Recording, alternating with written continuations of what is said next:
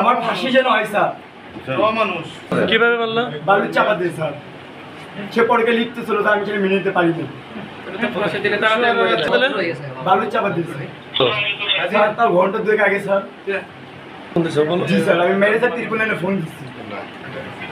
আমার তার ছিঁড়ে গেছে স্যার। স্যার ওর তার বালিশ চাপা দিয়ে হত্যা করার পর ট্রিপল লাইনে ফোন দিয়ে পুলিশ এনেছেন।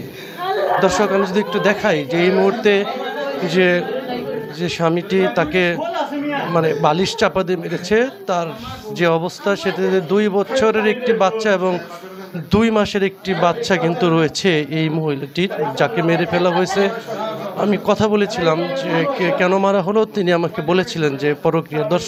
দর্শক একটু দেখায় যে এই মুহূর্তে কিন্তু যে এই স্বামী কিন্তু তাকে তার স্ত্রীকে গলা যে মুখে বালিশ চাপা দিয়ে হত্যা করেছে আরও এখন থেকে প্রায় 1.5 ঘন্টা আগে, এমনটি কিন্তু বলেছিলেন। দর্শক, একটি 2 মাসের একটি বাচ্চা তার কাঁধে। এবং আমি একটা বিষয় জানিয়ে রাখি যে মেরে ফেলার প্রায় 1.5 ঘন্টা পরে কিন্তু ট্রিপল লাইনে ফোন দিয়ে পুলিশ এনেছে যে তাকে যে মেরে ফেলেছে। আমি একটু জানবো আসলে আপনার স্ত্রীকে আপনি কেন মারলেন, কখন মেরেছেন? স্যার, তার কোনো দোষ নেই, সে একটি ভালো মানুষ ছিল, আমি তাকে মেরে ফেলছি। তার মরদ দেয় আমি, তার মরদ দেয় কেউ নয়।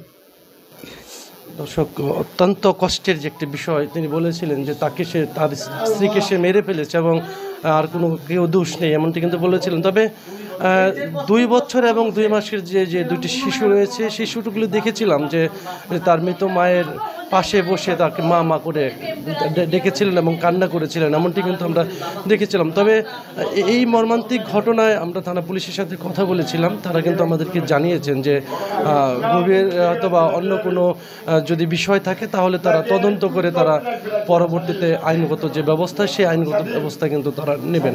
এই ছিল আমার কাছে কাশিমপুর থেকে যে স্বামী কর্তৃক যে গলা বালিশ চেপে যে হত্যাকাণ্ডের শেষ তথ্য।